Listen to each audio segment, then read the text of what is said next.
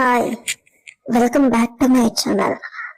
ಸ್ಟೇಷನಲ್ಲಿ ಇದ್ದ ಗಂಡನನ್ನು ಬಿಡಿಸಿಕೊಳ್ಳಲು ಹೋದ ಹೆಂಡತಿಯನ್ನ ಬೆತ್ತಲೆಗೊಳಿಸಿ 1 ವಾರ ಚೆನ್ನಾಗಿ ಅನುಭವಿಸಿ ಸಿಕ್ಕಾಪಟ್ಟೆ ಸುಖಪಟ್ಟು ಮಜಾ ಮಾಡಿದ ಪೊಲೀಸ್ ಕತೆ ಸಿಕ್ಕಾಪಟ್ಟೆ ಇಂಟ್ರೆಸ್ಟಿಂಗ್ ಆಗಿದೆ. ಎಲ್ಲೂ ಸ್ಕಿಪ್ ಮಾಡಿದೆ. ಕತೆನ ಕೊನೆ ತನಕ ಕೇಳಿದ ಹೋಗಿ. ಪ್ರೀತಿ ಮತ್ತೆ ಪ್ರಣವ್ ಇಬ್ಬರು ಗಂಡ ಹೆಂಡತಿ. ಅವರದ್ದು ಅನ್ಯೋನ್ಯವಾದ ಸಂಸಾರ. ಪ್ರೀತಿ ನೋಡೋದಕ್ಕೆ ಸೌಂದರ್ಯವತಿ.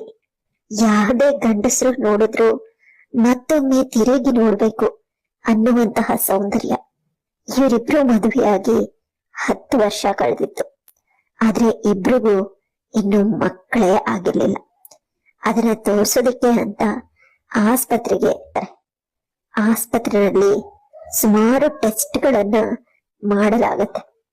ರಿಪೋರ್ಟ್ 2 ದಿನ ಬಿಟ್ಟು ಸಿಗತ್ತೆ, ಬನ್ನಿ ಅಂತ ಹೇಳಿ ಅವರಿಬ್ಬರನ್ನ ಕಳಿಸ್ಕೊಡ್ತಾರೆ. ಮನೆಗ್ ಬಂದ ಪ್ರೀತಿ ಅಳ್ತಾ ಕೂರ್ತಾಳೆ. ಆಗ ಪ್ರಣವ್, ಇನ್ನೇನು ಯೋಚನೆ ಮಾಡ್ಬೇಡ, ಮಗು ಆಗಿಲ್ಲ ಅಂತಂದ್ರು ನಾನು ನಿನಗೆ, ನೀನು ನನಗೆ ತುಂಬಾ ಸಂತೋಷವಾಗಿ ಜೀವನ ಮಾಡೋಣ ಅಂತ ಹೇಳ್ತಾನೆ. ಆದ್ರೆ ಪ್ರೀತಿ ಅದನ್ನ ಕೇಳೋ ಮನಸ್ಥಿತಿನಲ್ಲಿ ಇರ್ಲಿಲ್ಲ. ನನ್ನಿಂದ ಅವನ ಜೀವನ ಹಾಳಾಗ್ತಿದ್ಯಲ್ಲ, ಅವನಿಗೆ ಮಕ್ಕಳು ಅಂದ್ರೆ ಎಷ್ಟು ಇಷ್ಟ ಅಂತ ಅವಳಗ್ ಚೆನ್ನಾಗ್ ಗೊತ್ತು. ಆದ್ರೆ ನನಗೋಸ್ಕರ ಅವನ್ ಮಕ್ಕಳು ಬೇಡ ಅಂತ ಹೇಳ್ತಾ ಇರೋದನ್ನ ಕೇಳಿ ಅವಳು ನೊಂದ್ಕೊಂಡ್ಳು. ಆದ್ರೆ ಪ್ರಣವ್, ಸಮಸ್ಯೆ ಯಾರಿಗಿದೆ ಅಂತ ಇನ್ನೂ ಗೊತ್ತಿಲ್ಲ, ನಿನ್ನಿಂದಾನೇ ಆಗ್ತಾ ಇದೆ ಅಂತ ಹೇಗ್ ಕೊಡುತ್ತೀಯ ಸಮಸ್ಯೆ ಅಂತ ಹೇಳಿ ಅವಳನ್ನ ಸಮಾಧಾನ ಮಾಡ್ದ. 2 ದಿನದ ನಂತರ ಇಬ್ರು ಆಸ್ಪತ್ರೆಗೆ ಬಂದ್ರು. ಅಲ್ಲಿ ಡಾಕ್ಟರ್ನ ಕೇಳಿ 1 ಕ್ಷಣ ಇಬ್ರಿಗೂ ಶಾಕ್ ಆಯ್ತು. ಅದನ್ನ ಕೇಳಿ ಇಬ್ರಿಗೂ ಬೇಸರನೂ ಆಯ್ತು. ಮತ್ತೇನು ಮಾತಾಡದೆ ರಿಪೋರ್ಟ್ನ ತಗೊಂಡು ಮನೆಗ್ ಬಂದಾಗ ಅವ್ರ ಮನೆ ಮುಂದೆ ಪೊಲೀಸ್ನವ್ರು ನಿಂತಿದ್ರು. ಅದನ್ನ ನೋಡಿ ಇಬ್ರಿಗೂ ಆಘಾತವಾಯ್ತು. ಇವರಿಬ್ರು ಮುಂದೆ ಬಂದಾಗ ಇಲ್ಲಿ ಪ್ರಣವ್ ಅಂದ್ರೆ ಯಾರು ಅಂತ ಕೇಳಿದ್ರು. ನಾನೇ ಅವನು ಅಂತ ಹೇಳಿ ತಕ್ಷಣನೇ ಅವನ್ನ ಪೊಲೀಸರು ಕರ್ಕೊಂಡು ಸ್ಟೇಷನ್ಗೆ ಹೋಗ್ಬಿಟ್ರು. ಪ್ರೀತಿಗೆ ಏನ್ ಮಾಡ್ಬೇಕು ಅಂತಾನೆ ತಿಳಿಲೇ ಇಲ್ಲ. ಯಾವ ಕಾರಣಕ್ಕಾಗಿ ಪ್ರಣವನನ್ನ ಕರ್ಕೊಂಡು ಹೋಗಿದ್ದಾರೆ ಅಂತ ಕೂಡ ಅವಳಿಗೆ ಅರ್ಥನೂ ಆಗ್ಲಿಲ್ಲ. ಸೀದಾ ಪೊಲೀಸ್ ಸ್ಟೇಷನ್ಗೆ ಹೋದ ಪ್ರೀತಿ ಅಲ್ಲಿ ಇನ್ಸ್ಪೆಕ್ಟರ್ನ ನೋಡಿ, ಪ್ರಣವ್, ಯಾವ ಕಾರಣಕ್ಕಾಗಿ ನೀವು ಅರೆಸ್ಟ್ ಮಾಡಿದಿರಾ ಅಂತ ಕೇಳಿದ್ರು. ಆದ್ರೆ ಆ ಇನ್ಸ್ಪೆಕ್ಟರ್ನ ಕಣ್ಣು ಅವಳ ಮೇಲೆನೆ ಇತ್ತು. ಅವಳ ಸೌಂದರ್ಯನ ನೋಡಿ ಕಳೆದು ಹೋದ ಇನ್ಸ್ಪೆಕ್ಟರ್ ಅವಳು ಏನ್ ಹೇಳ್ತಿದ್ದಾಳೆ ಅಂತ ಕೇಳಿಸ್ಕೊಳ್ಳೋದನ್ನೇ ಮರೆತು ಬಿಟ್ಟ.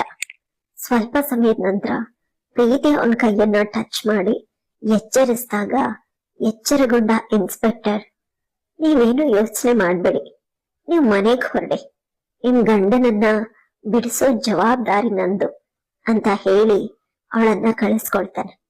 ಅದಾಗಿ 1 ದಿನ ಕಳೆದಿರುತ್ತೆ. ಆಗ ಅವ್ರಿಗೆ ಗೊತ್ತಾಗುತ್ತೆ, ನಾವ್ ಕರ್ಕೊಂಡ್ ಬಂದಿರೋ ಪ್ರಣವ್, ಆ ಹುಡುಕ್ತಿರೋ ಪ್ರಣವ್ ಇಬ್ರು ಬೇರೆ ಬೇರೆ ಅಂತ. ಆದ್ರೆ ಇನ್ಸ್ಪೆಕ್ಟರ್ ಇದ್ರ ಉಪಯೋಗ ಮಾಡ್ಕೊಳ್ಬೇಕು ಅಂತ ಅನ್ಕೊಂಡು ಸೀದಾ ಪ್ರೀತಿ ಮನೆಗ್ ಬರ್ತಾನೆ. ಪ್ರೀತಿ ಅಳ್ತಾ ಕೂತಿರ್ತಾಳೆ. ಇನ್ಸ್ಪೆಕ್ಟರ್ ಮನೆಗೆ ಬಂದದ್ದನ್ನ ನೋಡಿ, ಸರ್, ನನ್ ಗಂಡನ್ ತಪ್ಪು ಏನು ಅಂತ ಕೇಳ್ತಾಳೆ. ಆದವರು, ನಿನ್ ಗಂಡನ್ ತಪ್ಪು ತುಂಬಾ ಇದೆ, ಅವನನ್ನ ಬಿಡ್ಸೋದಿಕ್ಕೆ ತುಂಬಾನೇ ಕಷ್ಟ ಪಡ್ಬೇಕಾಗಿದೆ, ಹಾಗಾಗಿ ಸ್ವಲ್ಪ ಹಣ ಖರ್ಚಾಗತ್ತೆ ಅಂತ ಹೇಳ್ತಾನೆ. ಆಗ ಅವಳು ಭಯಗೊಂಡು, ಸರ್, ನೀವೆಲ್ಲ ತಪ್ಪು ತಿಳ್ಕೊಂಡ್ ಬಿಟ್ಟಿದ್ದೀರ, ನನ್ ಗಂಡ ಯಾವ್ದೇ ತಪ್ಪು ಮಾಡೋದಕ್ಕೂ ಸಾಧ್ಯನೇ ಇಲ್ಲ ಅಂತ ಹೇಳಿದಾಗ, ಸಾಕ್ಷಿಗಳೆಲ್ಲ ನಿನ್ ಗಂಡನ್ ಕಡೆನೇ ಇದೆ ಏನು ಹೇಳ್ತಾನೆ. ಆಗ ಅವಳು ಅಳ್ತಾ, ಎಷ್ಟ್ ಖರ್ಚಾಗತ್ತೆ ಅಂತ ಕೇಳಿದಾಗ 10 ಲಕ್ಷ ಅಂತ ಹೇಳ್ತಾನೆ. ಆಗ ನನ್ ಹತ್ರ ಅಷ್ಟೊಂದು ಹಣ ಇಲ್ಲ ಅಂತ ಬಿಕ್ಕಳಿಸಿ ಅಳುವಾಗ, ನೀನ್ ಹಣ ಕೊಡೋ ಅವಶ್ಯಕತೆನೇ ಇಲ್ಲ, ನನ್ನ ಹತ್ರ ಸ್ವಲ್ಪ ಅಡ್ಜಸ್ಟ್ ಆದ್ರೆ ಸಾಕು, ನಿನ್ ಗಂಡನ್ನ ಬಿಡಿಸೋ ಜವಾಬ್ದಾರಿ ನಂದು ಅಂತ ಹೇಳ್ತಾನೆ. ಆಗ ಅವಳಿಗೆ ಏನ್ ಮಾಡ್ಬೇಕು ಅಂತಾನೆ ತಿಳಿಯೋದಿಲ್ಲ. ಆದ್ರೆ ಅವಳ ಗಂಡನ್ನ ಬಿಡಿಸೋದು ಅವಳಿಗೆ ಅನಿವಾರ್ಯ.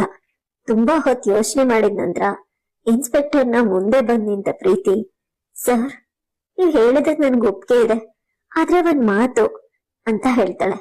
ಇನ್ ಬೇರೇನು ಹೇಳೋದ್ ಬೇಡ, ನಾನ್ ಹೇಳದಕ್ ಒಪ್ಕೊಂಡಿದ್ಯಲ್ಲ ಅಷ್ಟೇ ಸಾಕು ಅಂತ ಹೇಳಿ ಮತ್ತೆ ಅವಳನ್ನ ಮಾತಾಡೋದಕ್ಕೂ ಬಿಡದೆ ತನ್ನ ಆಸೆನ ಪೂರೈಸ್ಕೊಳ್ತಾ ಇದೇ ರೀತಿ ಒಂದ್ ವಾರ ಪ್ರಣವ್ ತಪ್ಪೇನೂ ಇಲ್ಲ ಅಂತ ಗೊತ್ತಿದ್ರು ಅವನನ್ನ ಬಿಡುಗಡೆ ಮಾಡದೆ ಪ್ರೀತಿನ ಉಪಯೋಗಿಸ್ಕೊಳ್ತಾನೆ. ಒಂದ್ ವಾರದ ನಂತರ ಪ್ರೀತಿ, ಸರ್, ನನ್ ಗಂಡನ್ನ ಯಾವಾಗ ಕಳಿಸ್ಕೊಡ್ತೀರಾ ಅಂತ ಕೇಳ್ತಾಳೆ.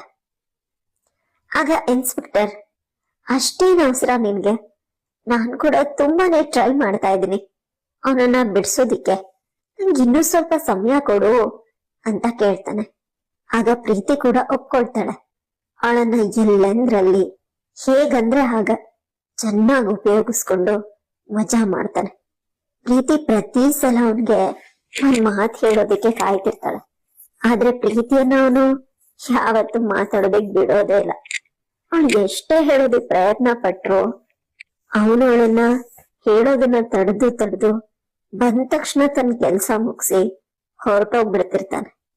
ಅವಳಿಗಂತೂ ಆ ವಿಷಯನ ಅವನ್ಗೆ ಹೇಳಲಿಲ್ವಲ್ಲ ಅಂತ ಒಂದ್ ಕಡೆ ಕೊರಗು ಹತ್ಕೊಂಡ್ಬಿಟ್ಟಿರತ್ತೆ. ಆದ್ರೆ ಅವನು ಹೇಳೋದು ಬಿಡ್ತಾನೆ ಇಲ್ವಲ್ಲ ಅಂತ ತನಗ್ ತಾನೇ ಸಮಾಧಾನ ಮಾಡ್ಕೊಂಡು ಸುಮ್ನಾಗ್ತಾಳೆ. ಹೀಗೆ ಒಂದ್ ತಿಂಗಳು ಕಳೆದೇ ಹೋಗುತ್ತೆ. ಅವಳ ವಿಷಯನ ಕೇಳೋದಕ್ ಹೋಗೋದೇ ಇಲ್ಲ. ಆಗ ಈ ಕಡೆ ಗಂಡನೂ ಕೂಡ ಬಿಡುಗಡೆನೆ ಆಗ್ತಿಲ್ಲ ಅಂತ ಅನ್ಕೊಂಡು ಸೀದಾ ಸ್ಟೇಷನ್ ಬರ್ತಾಳೆ. ಆಗ ಆ ಇನ್ಸ್ಪೆಕ್ಟರ್, ನೀನ್ ಯಾಕೆ ಇಲ್ಲಿಗೆ ಬಂದೆ ಅಂತ ಕೇಳ್ತಾನೆ. ಆಗ, ಇನ್ನು ಎಷ್ಟು ದಿನ ಸರ್ ಗಂಡನ್ನ ಬಿಡುಗಡೆ ಮಾಡೋದಿಕ್ಕೆ ಅಂತ ಅಳ್ತಾ ಕೇಳಿದಾಗ, ನೀನ್ ಯೋಚನೆ ಮಾಡ್ಬೇಡ, ಇವತ್ ಸಂಜೆ ಅಷ್ಟರಲ್ಲಿ ನಿನ್ ಗಂಡ ಮನೆಯಲ್ಲಿರ್ತಾನೆ ಅಂತ ಹೇಳಿ ಕಳಿಸ್ಬಿಡ್ತಾನೆ. ಸಂಜೆ ಸುಮಾರು 6 ಗಂಟೆ ಆಗಿರತ್ತೆ. ಪ್ರಣವ್ ಹತ್ರ ಬಂದ ಆ ಇನ್ಸ್ಪೆಕ್ಟರ್, ನೋಡು, ನಿನ್ಮೇಲೆ ಬಂದ ಅಪವಾದಕ್ಕೆ ಎಲ್ಲಾ ಸಾಕ್ಷಿಗಳು ನಿನ್ ಕಡೆಯಾಗಿನೇ ಇದ್ವು. ಆದ್ರೂ ಕೂಡ ನಾನ್ ತುಂಬಾ ಕಷ್ಟಪಟ್ಟು ನಿನ್ ಹೆಂಡತಿ ಅಳೋದನ್ನ ಸಹಿಸೋದಕ್ಕಾಗ್ದೆ ನಿನ್ನನ್ನ ಬಿಡುಗಡೆ ಮಾಡಿದ್ನಿ. ಇನ್ ಮುಂದೆ ಆದ್ರೂ ನಿನ್ ಹೆಂಡತಿ ಜೊತೆಗೆ ಸುಖವಾಗಿ ಸಂಸಾರ ನಡೆಸ್ಕೊಂಡು ಹೋಗು ಅಂತ ಹೇಳಿದಾಗ ಪ್ರಣವ್ ಅಳ್ತಾ, ನಿಮ್ಮಿಂದ ತುಂಬಾ ಉಪಕಾರ ಆಯ್ತು ಸರ್. ಇಂಥ ಸಮಯದಲ್ಲಿ ನಾನ್ ನನ್ನ ಹೆಂಡತಿ ಹತ್ರನೇ ಇರ್ಬೇಕಾಗಿತ್ತು. ಆದ್ರೆ 1 ತಿಂಗಳು ಅವಳಿಂದ ದೂರ ಇದ್ದು ಯೋಚನೆ ಹತ್ಕೊಂಡ್ಬಿಟ್ಟಿತ್ತು. ಇನ್ ಮುಂದೆ ಆದ್ರೂ ಅವಳ ಹತ್ರನೇ ಇದ್ದು ನೋಡ್ಕೊಳ್ಬೇಕು ಅಂತ ಹೇಳ್ತಾನೆ. ಆಗ ಇನ್ಸ್ಪೆಕ್ಟರ್ ಗೊಂದಲದಲ್ಲಿ ಪ್ರಣವ್ನ ಮುಖನ ನೋಡ್ತಾ, ಇಂಥ ಸಂದರ್ಭದಲ್ಲಿ ಅಂದ್ರೆ ಏನರ್ಥ ಅಂತ ಕೇಳ್ತಾನೆ. ಆಗ ಪ್ರಣವ್, ನನಗೆ ಮತ್ತು ನನ್ನ ಹೆಂಡತಿಗೆ ಕಾಯಿಲೆ ಇದೆ ಸರ್. ನಾವಿನ್ನು ಬದುಕಿರೋದು ಸ್ವಲ್ಪ ದಿನ ಮಾತ್ರ.